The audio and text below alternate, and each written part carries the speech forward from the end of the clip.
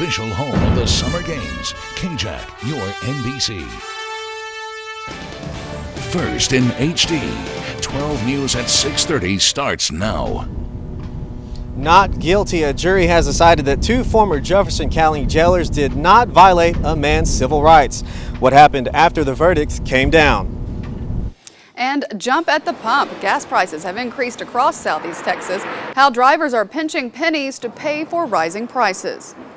Two Jefferson County jailers have been found not guilty of violating a man's 14th Amendment rights. Good evening and welcome to 12 News HD. I'm Mary Sturgill. Greg Picasso has the night off.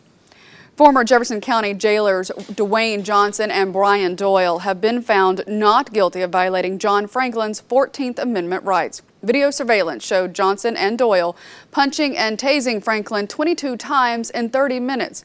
12 News HD reporter Augustine Garfias is live outside the federal courthouse with reaction when the verdict was read. Augustine? At the pump, gas prices have risen more than 33 cents in the past month. According to AAA, in the Beaumont-Port Arthur area, we are paying $3.47 for a gallon of unleaded.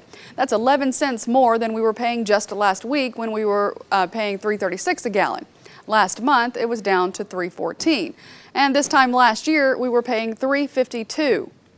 If you're hitting the road one last time before school starts, pack your cash along with your suitcases. Analysts say the rising gas prices are due to breakdowns at pipelines and refineries across the country, including a Chevron refinery in the San Francisco Bay Area that was forced to shut down after a fire this week. And prices aren't expected to go down anytime soon. Analysts expect prices to last through Labor Day, and motorists are feeling a big bite in their budget. Now it's $3.45. That's totally ridiculous. So my traveling is pretty much on hold. Take a trip here every 2 or 3 months or so. We haven't done that in 6 or 8 months. There's an app for everything these days, even gas prices. To find lower prices in your area, download the Gas Buddy app. An update for you now to a story we first told you about yesterday. Jefferson County Sheriff's Office has released the name of the toddler who was killed yesterday in an auto pedestrian accident. Police say 2-year-old Michaela Hope Wilcox died from trauma sustained in the motor vehicle accident. Deputy Rod Carroll says around 1:30 yesterday afternoon, a family member was pulling out of the driveway in the 400 block of Sandringham in China when the toddler walked behind the car. The child was pronounced dead at Christus Hospital, St. Elizabeth. Homeland Security is urgently seeking your help to identify a suspected child pornography producer and rescue at least 2 young victims. Take a good look at this picture. They're calling this woman Jane Doe for now. Authorities believe this woman has produced pornographic videos featuring herself and an unidentified man engaging in sexual contact with 2 children. One between the ages of 5 and 7, the other between 3 and 5 years old. Jane Doe is between the ages of 25 and 35 with medium build, dark brown hair, and blue eyes. She has a large mole on the back of her left thigh. Call your local authorities if you have any information that could lead to Homeland Security to this woman. It's a hot one out there today, but this evening might be a good time to take a run or go for a bike ride. How about jump in the pool? Jump in the pool would suit me just fine. Yeah, it certainly looks like not as much rain as we forecasted today. Catholic schools in Southeast Texas have been busy all day getting ready for the first day of school tomorrow, and St. Anne's in Beaumont is no exception. Students will enter the doors of St. Anne's tomorrow to get their schedules and meet their teachers a week earlier than usual, but the staff is confident that they're prepared. We truly have been here on our campus, and that has given us a time to really come together as a staff and prepare for our children and for our parents. St. Anthony Catholic School also starts tomorrow, and their students will begin the day with an 8:30 Mass. Beaumont Public Schools will be busy in the weeks to come, preparing for their first day on Monday, August 27th. And that brings us to our web poll question today. We asked you, are you waiting for the tax-free weekend to do your back-to-school shopping? Here are the final results. The majority, 83%, say no, you are not waiting for the tax-free weekend. The rest, 17%, say that you are. Thanks for voting at 12newsnow.com. The push to learn more about the man accused in the Aurora Theater massacre moved back into the Colorado courtroom this afternoon. The judge today decided to delay ruling on a motion by news organizations to release sealed documents. As Jay Gray reports, James Holmes listened in as lawyers for more than 24 media groups asked the judge to release key information in the case and ongoing investigation. The judge has allowed some court records to be placed on the court's website, and prosecutors say that goes too far, making them too public. At the end of the day, though, today, the judge said that he will take into account all of the arguments and rule at a later date. The arguments from the defense could provide some insight into their long-term strategy, though. They referred several times to Holmes' mental illness and said they need more time to understand and assess what that illness might be.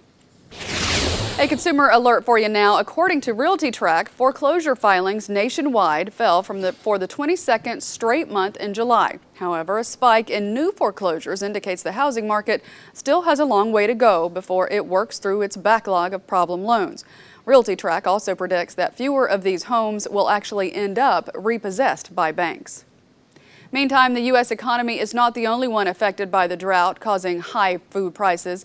According to the United Nations Monthly Food Price Index, the cost of food is surging around the world.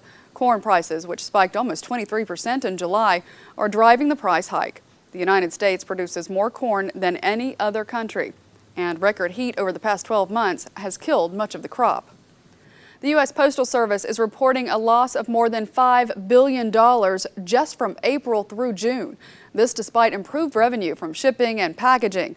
The service blames a congressional mandate to pre-fund retirement health care benefits and the decrease in usage of first-class mail. That's the one we use to mail letters and pay bills.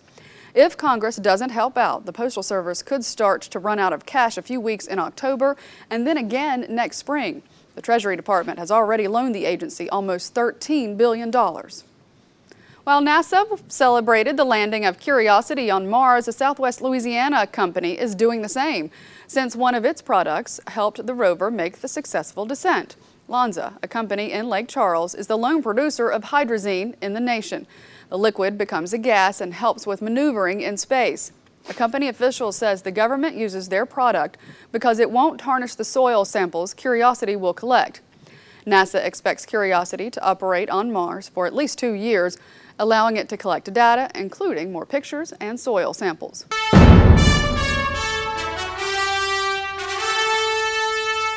In Olympic news, an update on your medal count. USA has a solid lead in the medals ahead of China. USA has a total of 90, with 39 gold, 25 silver, and 26 bronze. On top of that, we now have more gold medals than China, who comes up second with a total of 80 medals.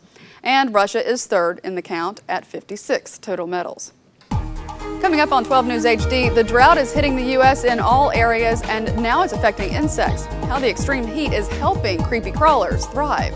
Orange County Mosquito Control District has confirmed a positive test of the West Nile virus in a mosquito.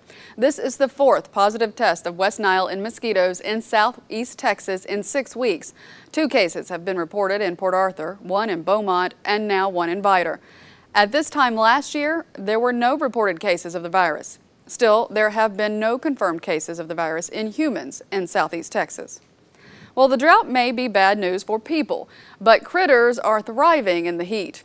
An expert from the National Pest Management Association says since insects and spiders are cold-blooded, they develop quicker in extreme heat. That means more bugs are creating more generations this summer, and the heat is driving some spiders, such as the deadly brown recluses, indoors.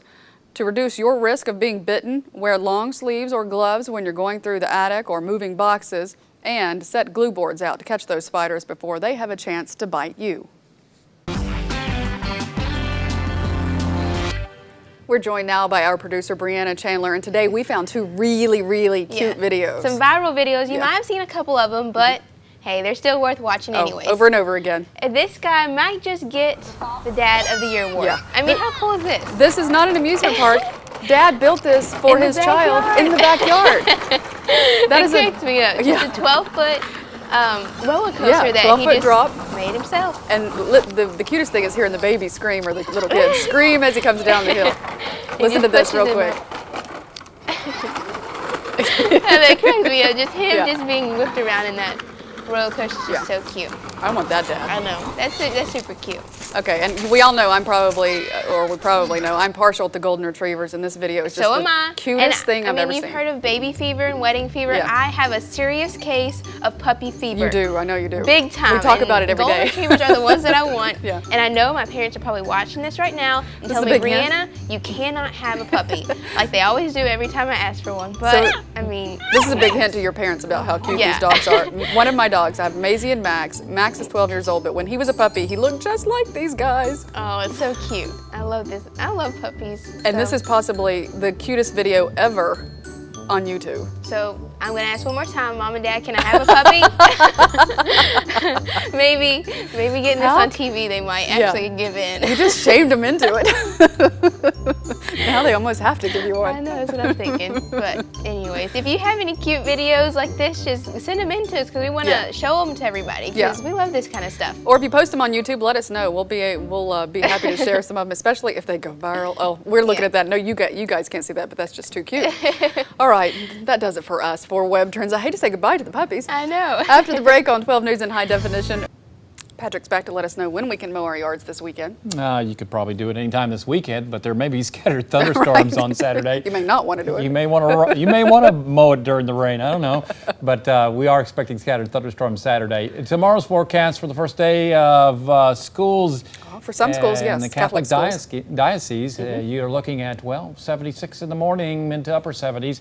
Then by the afternoon hours, you may have scattered showers and thunderstorms to contend with, only about a 30% coverage. Southwest winds and high temperatures lower, maybe middle 90s. Your 7-day forecast for the weekend's always in view. Saturday looks like our best chance of rain as a front nears our area and stalls just north of the area. So that may give us, or at least focus, showers and storms along the front. A little better chance Saturday. Sunday, Monday look pretty quiet, with just a 20%. And then Tuesday, Wednesday, Thursday, back to near normal rain chances. What in the world do you have there? We're playing. Lots of women got to play with these today at a luncheon. You don't usually get to play music while you're at a ladies' luncheon, but making noise was something that was encouraged at a Beaumont luncheon today.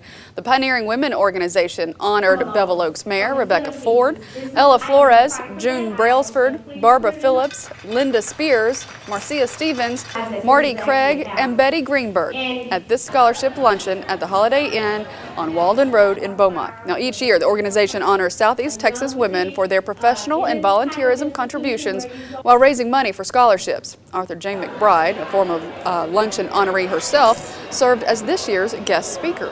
So how fun! I should, and Jackie Simeon right there, our very own Jackie Simeon, emceed the event today, and I should have gone because this was a lot of fun. I missed out on it. I'm mesmerized by these LEDs. I bet you are. Here.